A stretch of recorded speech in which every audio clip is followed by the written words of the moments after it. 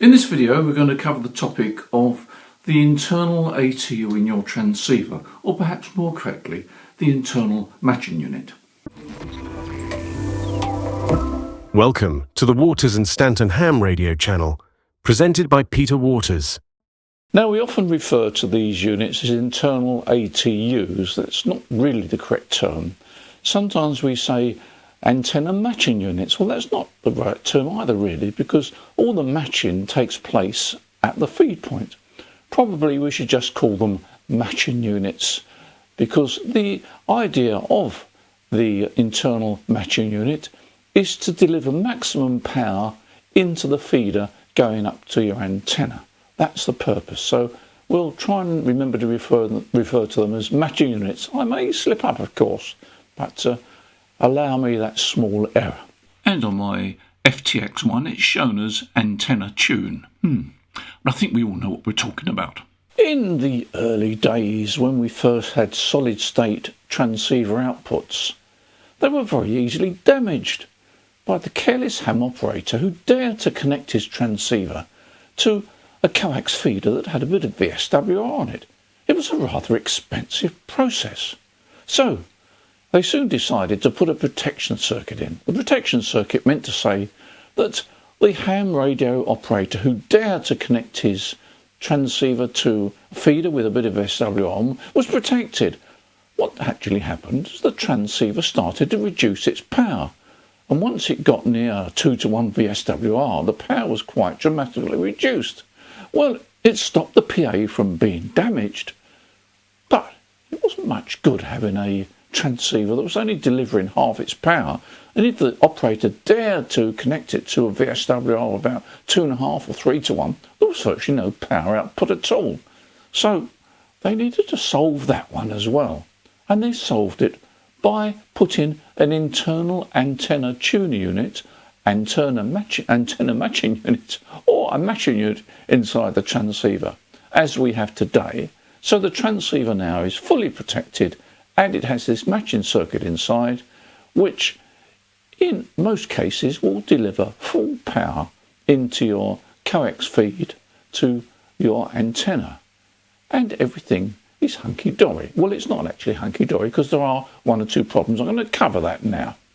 Let me describe how an internal matching unit works. Basically, it's what we call an LC network. Most of the antenna matching units are designed around an LC network. L is inductance and C is capacitor, and those two components work together. And they need to be variable, need to have a variable capacitor and a variable inductance. Well, that's difficult to actually put into a transceiver if they're truly variable, because you need a motor to drive them, and it becomes quite cumbersome and probably expensive. So they achieve this by having a number of capacitors, fixed value capacitors, and a number of fixed value inductors switched into circuit, in and out of circuit in various combinations. Now you may think that's limiting, but it's not that limiting actually. If you take two capacitors, you can actually achieve 4 values with two capacitors. You can have one capacitor or the other capacitor. You could put them in series or put them in parallel. That gives you 4 values. And as soon as you ramp it up to 3 or 4, the number of combinations starts to go up quite dramatically. And very often you've got something like 10, 12 capacitors in there and inductors. And with all those different combinations, you can achieve a match. And that match is achieved by switching them in and out in various combinations until the transceiver sees a good match. And that's done with a series of relays. And probably you've noticed that when you press your antenna tune button, you'll hear the relays going in and out dramatically until they achieve a match. And that's what all this clicking noise is. So with that method, you can achieve a good match, and the transceiver can be persuaded to deliver full power into the coax feeder. And in fact, what you'll see on the meter on your transceiver is a very low VSWR, because the transceiver is fooled into thinking that there's a good match, and it delivers full power. That power goes into the coax feeder. Now the coax feeder has still got the VSWR that it's always had on. You can't change the VSWR on the coax feeder, by any inbuilt matching unit, but the matching unit does fool the transceiver into thinking there's a good match. The transceiver thinks, oh great, this is okay, we'll deliver full power. Full power goes into the feeder. You lose some power on the feeder because of its natural loss, and you lose some power because of the VSWR on the feeder. So do remember that if you've got your antenna matching unit in circuit and you see a low VSWR on the transceiver meter, it doesn't mean to say you've got a low VSWR on the feeder.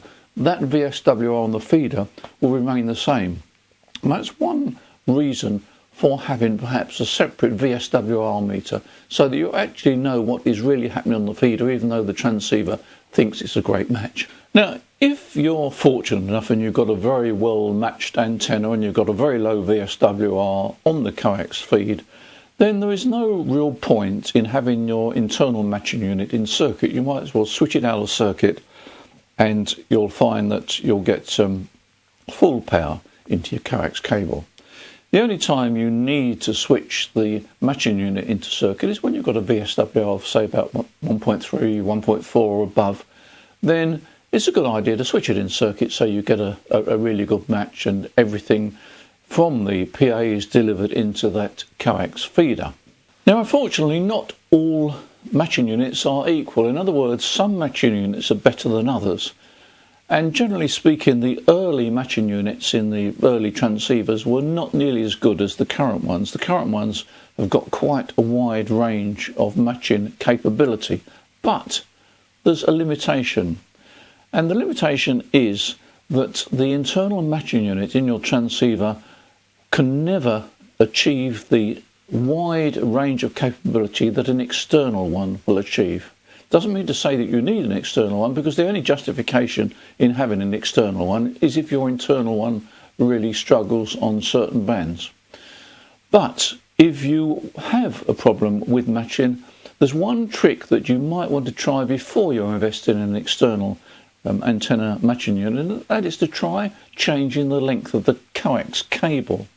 Because sometimes you're just on the limit where the internal matching unit can't quite match the reactance it's seeing.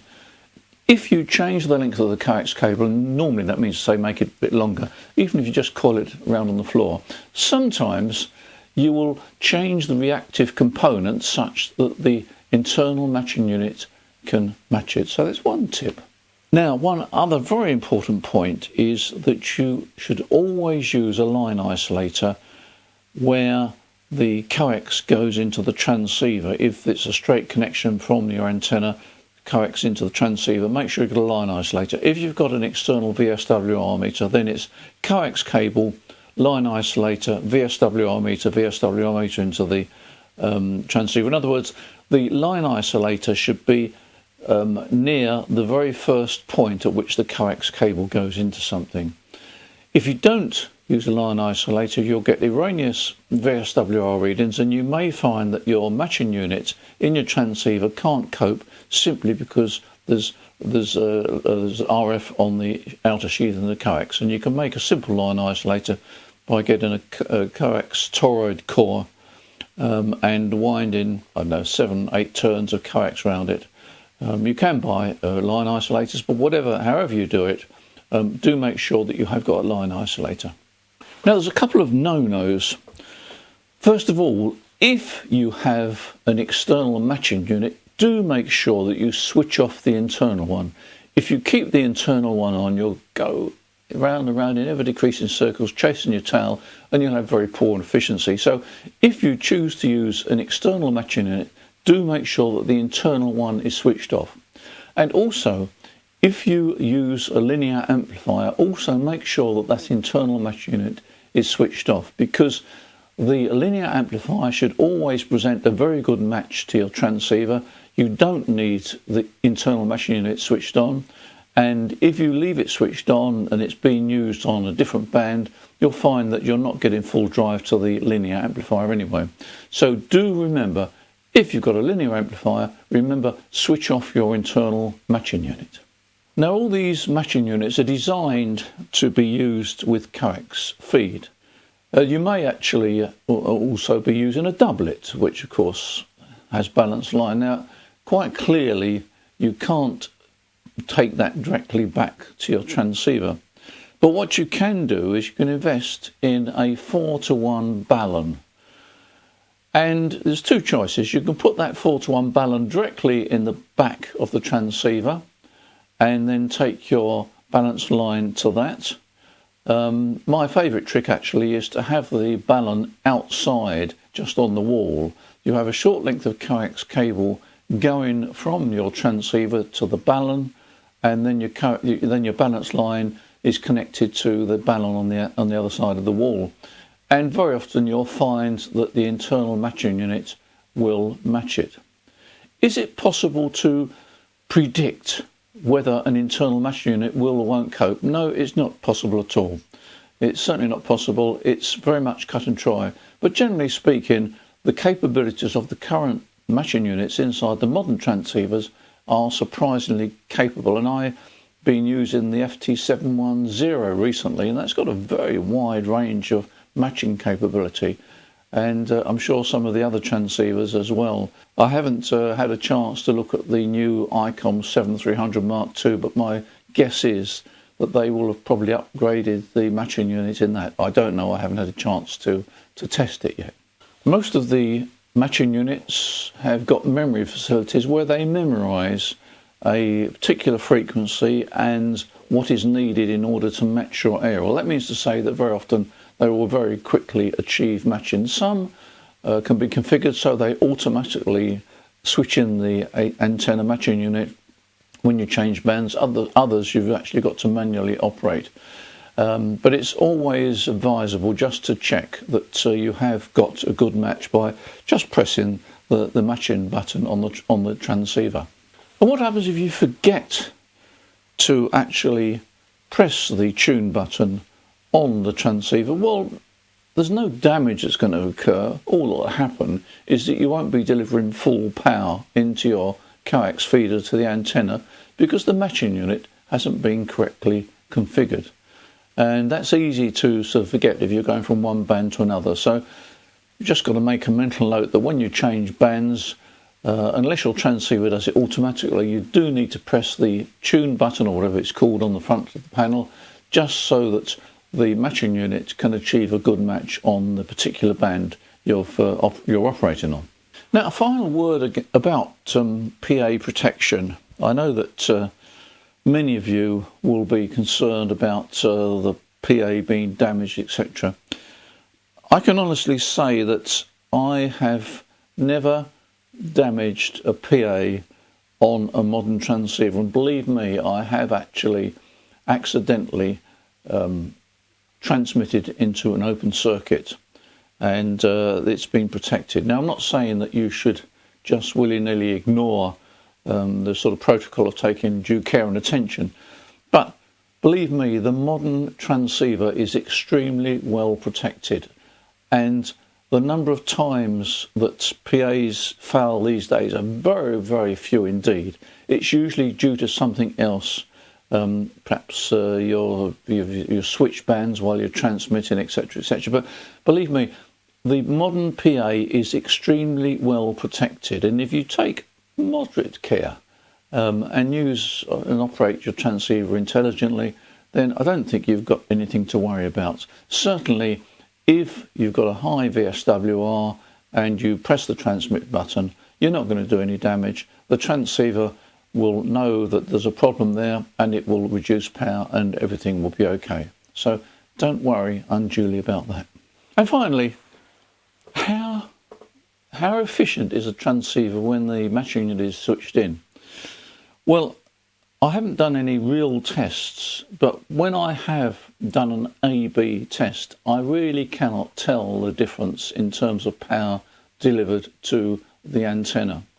And I think it's safe to say that if there is any loss in the internal matching unit, it's so small that the guy at the other end is not going to notice the difference. So I wouldn't worry unduly about the matching unit sapping up any power. I think it's very, very efficient, and it passes almost everything from your PA into the feed line. Just remember that the matching unit can't remove the VSWR on your coax line. And I'll try and remember to put below this video a calculator so that you can actually calculate how much power you're losing with the measured VSWR on your coax line. If you want to check VSWR, by the way, switch your antenna matching unit off and then just run some low power, say, I don't know, 5 or 6 watts into the feed line, and the PA or the VSWR meter on your transceiver should give you the measurement. So if you want to see what the actual VSWR is on the coax feed, switch off the tuner, run low power, and you'll see. But that's really one of the reasons why I would say that a good investment is an external VSWR meter, so that you're always aware of what the true VSWR is on your coax line, no matter what the internal matching unit is doing. So I hope that's given you some idea of how the internal matching unit works, things you can and can't do with it, and probably answer a few questions that have been raised from time to time when I have mentioned matching units, etc. In the meantime, thank you for supporting this channel. Don't forget to press the subscribe button. That really just indicates that we are doing the right thing and that you're benefiting and enjoying the videos, and we're producing the right videos. And also thank you for your support on the web and in the shop. Much appreciated. We are coming up to Christmas as we shoot this video, so do allow yourself a couple of days for delivery. We try and get goods out the same day. We try and offer a 24-hour delivery service. It doesn't always work as we approach this Christmas, simply because the couriers are so busy. But just allow yourself a couple of days. But in the meantime, I do appreciate your support on this channel. You take care. Look forward to seeing you in the next video. Bye for now.